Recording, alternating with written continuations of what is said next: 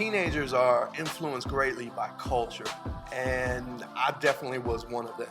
Growing up in a neighborhood that was all about basketball and sports, everything about me was trying to get to the goal of being the high school basketball player jock.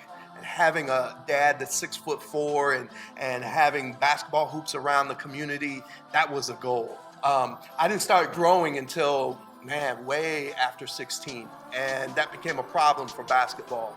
And culture was so impactful in my life that it began to erode at who I felt I was. I didn't feel like I was good enough to really exist. And other people around me made me feel the same way.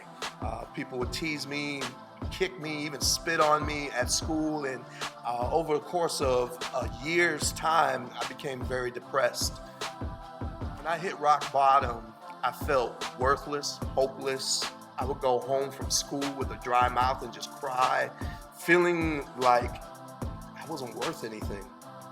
I contemplated suicide very heavily and knew that I had a gun that was used for hunting that I could access and end it very quickly.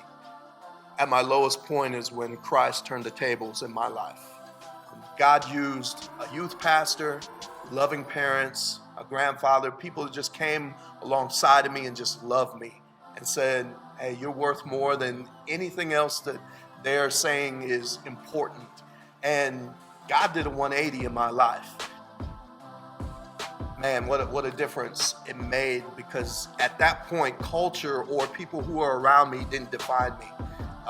It was now what God said about me, what was written in His Word. That was my foundation. And as I grew and got older, as I was transitioning out of high school, I was wondering, well, why did I go through so much of this craziness? And as God began to reveal more of what my purpose was, I began to see that God had removed me out of a culture to send me to a different culture.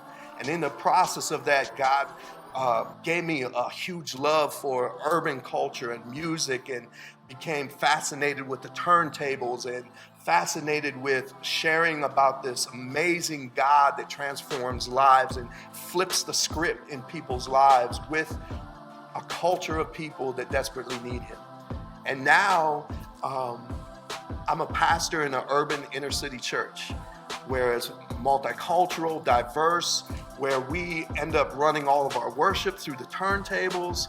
And I see now, looking back, big picture, how God was orchestrating the wheels and spinning them in the direction He wanted me to go when things didn't seem so clear for me, and just totally flipped it up for His purpose. So now I got the opportunity to go into culture, infiltrate culture, and share Christ. And one of the great things about that is, as well as a challenge, it's the same thing with the DJ. You're trying to figure out, what is that crowd, what is that community saying that it needs, and how can I speak to them and move them? And so as a church, what we've done is take a cue of what is a community saying, what are its needs, how do they communicate, how do they speak, what communicates to them in a way that they understand, and then do it. So one of the things that we have done is an annual block party, where we bring out big speakers, have DJs, sometimes rappers, have food, have the whole atmosphere that says block party, and actually do that, but share the life-changing message of Jesus Christ. As well, within the church, our setting is very laid back, casual, almost like a coffee house, and the turntables are a major factor in what we do musically in the church, as well as utilizing video and those type of things, all for the purpose of communicating where people are at and grabbing them there within their culture, but then flipping it so that they find Christ within that setting. Becomes quickly obvious that the culture needs to be infiltrated. And when Jesus enters culture, He turns the tables. And when the tables are turned, then it's time to party.